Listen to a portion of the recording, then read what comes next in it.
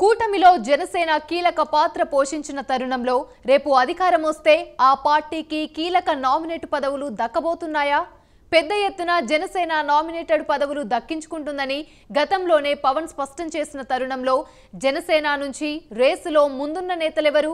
నమ్ముకున్న వారికి నమ్ముకున్నంత అన్న చందాన టికెట్ రాకపోయినా పార్టీ కోసం కష్టపడిన వారికే ప్రాధాన్యం దక్కనుందా?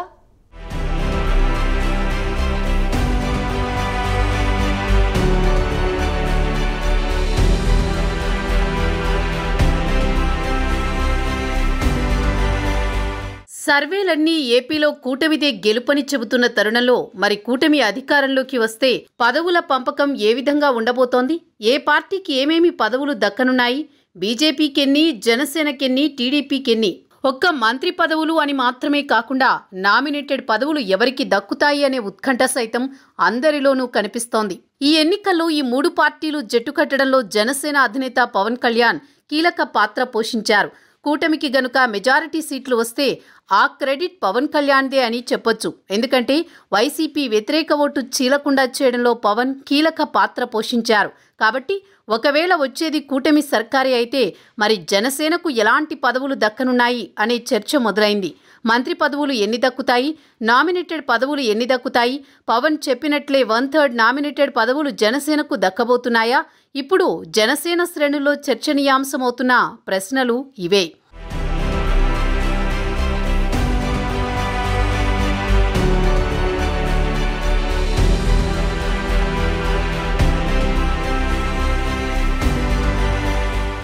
అయితే పొత్తులో భాగంగా టికెట్ రాకపోయినా జనసేన పార్టీ కోసం అహర్నిశలు పనిచేసిన వారికే పదవుల పంపకంలో ప్రాధాన్యత దక్కబోతున్నట్లు తెలుస్తోంది. నమ్మితే గుండెల్లో పెట్టుకునే పవన్ పార్టీ కోసం ఏమీ ఆశించకుండా పనిచేసిన వారికి పెద్దపీట వేయబోతున్నట్లు తెలుస్తోంది. మంత్రి పదవుల సంగతి అలా ఉంచితే నామినేటెడ్ పదవులు ఎవరికి అన్నది ఇప్పుడు ఆసక్తిగా మారింది. ముఖ్యంగా ఈసారి పొత్తులో భాగంగా జనసేన 21 స్థానాల్లో మాత్రమే పోటీ చేసిన పరిస్థితి. దీంతో టికెట్ రాలేదన్న కారణంతో కొందరు నాయకులు జనసేనను వీడిన సంగతి తెలిసిందే. చేగొండి సూర్యప్రకాష్, పితాని బాలకృష్ణ, మనుక్రాంత్ రెడ్డి, పోతిన మహేష్ ఇలా కొంతమంది నాయకులు జనసేనను వీడిన జాబితాలో ఉన్నారు. వీరంతా అప్పటి వరకు పవన్ కళ్యాణ్ పేరు చెప్పుకుని హల్చల్ చేసి టికెట్ రాలేదన్న ఏకైక కారణంతో జనసేనను వీడారు. మరికొందరైతే పార్టీని వీడకపోయినా సహాయ నిరాకరణకు దిగారు, బెట్టు చేశారు. చివరకు అవన్నీ పార్టీ పెద్దల జోక్యంతో సద్దుమణిగినప్పటికీ జనసేనలో ఎటువంటి అసంతృప్తి లేకుండా అధినేత మాటకు కట్టుబడి నిబద్ధతతో పనిచేసిన నాయకులు కొందరు ఉన్నారు. నామినేటెడ్ పదవులలో అలాంటి వారికి పవన్ పెద్దపీట వేయడం ఖాయంగా కనిపిస్తోంది.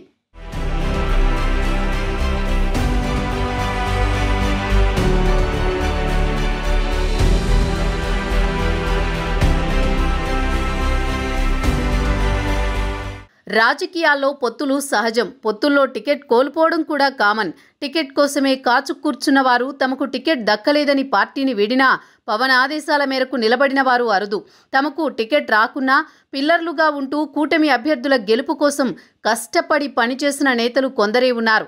డాక్టర్ హరిప్రసాద్, బొలిశెట్టి సత్యనారాయణ, తమ్మిరెడ్డి శివశంకర్, బండ్రెడ్డి రాము, బండి రామకృష్ణ, రాయపాటి అరుణ అలా అతి తక్కువ మందిని మాత్రమే టికెట్ కోసం కాకుండా పార్టీ కోసం పనిచేసిన నేతలుగా చెప్పుకోవచ్చు.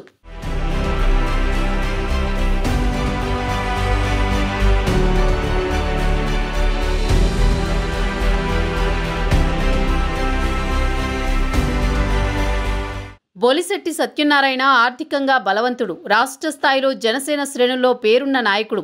అనేక టీవీ డిబేట్లలో జనసేన వాణిని బలంగా వినిపించడంలో బొలిశెట్టి ముందుంటారు. జగన్ సర్కారు వైఫల్యాలను తీవ్రంగా ఎండగట్టారు. అయితే బొలిశెట్టి సత్య టికెట్ ఆశించలేదు. తనకు టికెట్ రాలేదన్న అసంతృప్తి ఎక్కడా చూపలేదు. కేవలం జనసేన పార్టీని బలోపేతం చేసేందుకే పనిచేశారు. అధ్యక్షుడి ఆదేశాల మేరకు కూటమి అభ్యర్థులకు సహకారం అందించారు. ఇక పార్టీలో టికెట్ రాకపోయినా నమ్మిన బంటులా పనిచేసిన మరో నాయకుడు తమ్మిరెడ్డి శివశంకర్. తమ్మిరెడ్డి శివశంకర్ జనసేన పార్టీ ఎదుగుదల కోసం తన వంతు కృషి చేశారు. జనసేన ప్రధాన కార్యదర్శిగా ఆ పార్టీకి అండదండలు అందించారు. టికెట్ ఆశించలేదు. కొన్ని ప్రత్యేక సమీకరణాలు అలాగే పొత్తులో టికెట్ రాకపోయినా ఏమాత్రం అసంతృప్తి చూపలేదు. మరింత బలంగా కూటమి గెలుపు కోసం కృషి చేశారు. జనసేన పార్టీకి వెన్నుదన్నుగా నిలబడ్డారు.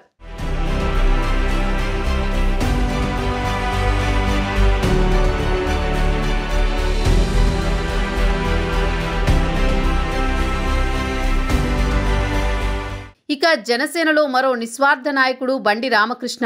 సామాన్య వ్యక్తిగా జీవితాన్ని మొదలుపెట్టిన బండి రామకృష్ణ అంచెలంచెలుగా ఎదిగారు. అంగబలం అర్ధబలం బాగా ఉన్నా పొత్తులో భాగంగా బండి రామకృష్ణకు టికెట్ దక్కలేదు. అయితేనేం చిన్నపాటి అసమ్మతి కూడా లేకుండా కూటమి అభ్యర్థి గెలుపు కోసం తన వంతు సహకారం అందించిన బండి రామకృష్ణ పవన్ దృష్టిలో ఉన్నారు. అలాగే జనసేనలో పార్టీ కోసం పనిచేసిన ఇంకో నిస్వార్థ నాయకుడు బండ్రెడ్డి రాము. ఎన్ఆర్ఐ అయిన బండ్రెడ్డి రాము జనసేన పార్టీ కోసం ఉన్నతమైన జీవితాన్ని వదులుకుని మరీ వచ్చారు. పార్టీ కోసం అహర్నిశలు పనిచేశారు. ఈ ఎన్నికల్లో కొన్ని ప్రత్యేక పరిస్థితుల దృష్ట్యా తనకు టికెట్ రాకపోయినా బండ్రెడ్డి రాము అసహనం చూపించలేదు. కూటమి అభ్యర్థిని గెలిపించేందుకు పనిచేశారు. ఇక జనసేన పార్టీలో శివంగి రాయపాటి అరుణ గురించి ప్రత్యేకించి చెప్పక్కర్లేదు. తన వాక్పటిమతో ప్రత్యర్థుల నోరు మూయించగల ధీశాలి. పవన్ కళ్యాణ్ నీతి నిజాయితీలు, ప్రజల కోసం పవన్ చేస్తున్న త్యాగం పోరాటం తనకు మార్గదర్శకమని భావించే రాయపాటి అరుణ అతి తక్కువ కాలంలోనే జనసేన గొంతుకై నిలిచారు. అయితే రాష్ట్ర అధికార ప్రతినిధిగా ఉన్న అరుణకు పొత్తులో భాగంగా టికెట్ దక్కలేదు. నిజానికి అరుణ టికెట్ ఆశించకుండా పార్టీ కోసం పనిచేశారు. అయితే టికెట్ రాకపోయినా చిన్నపాటి అసహనం కూడా చూపించకుండా పార్టీ కోసం పనిచేశారు. కూటమి అభ్యర్థి గెలుపు కోసం తన వంతు కృషి చేశారు.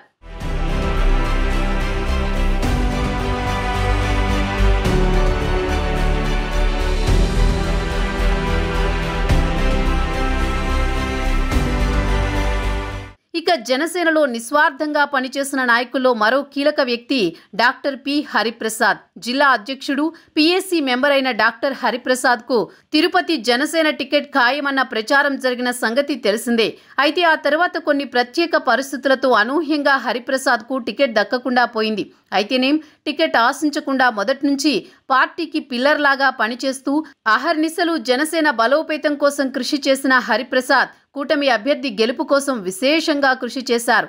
ఒక్క రాయలసీమలోనే కాకుండా రాష్ట్ర వ్యాప్తంగా జనసేన పార్టీలో పేరున్న నాయకుడు అయినా ఆయనకు టికెట్ దక్కకపోవడం చాలా మందిని ఆశ్చర్యానికి గురిచేసినా హరిప్రసాద్ మాత్రం అధ్యక్షుడి ఆదేశాల మేరకు కూటమి గెలుపు కోసం నిబద్ధతతో పనిచేశారు. ఆరణి శ్రీనివాసులు విజయం సాధించాలని నియోజకవర్గం మొత్తం అనేక పర్యాయాలు పర్యటించి ఆరణి గెలుపు కోసం మనస్ఫూర్తిగా పనిచేశారు. ఇలా కొంతమంది నేతలు నిస్వార్థంగా జనసేన కోసం నిలబడిన వారు ఉన్నారు. ప్రభుత్వం వచ్చాక ఇటువంటి వారికి సముచిత స్థానం కల్పించేందుకు పవన్ రెడీ అవుతున్నట్టు సమాచారం.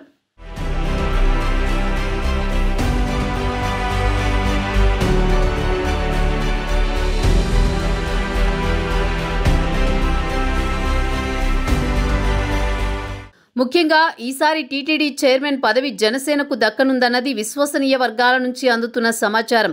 అంతేకాదు మరిన్ని కీలకమైన నామినేటెడ్ పదవులు జనసేన దక్కించుకోబోతోందని తెలుస్తోంది. ముఖ్యంగా తిరుపతిపై పవన్ కళ్యాణ్ గట్టిగా దృష్టి పెట్టారు. పార్టీని తిరుపతిలో బలోపేతం చేసే దిశగా అడుగులు వేస్తున్నారు.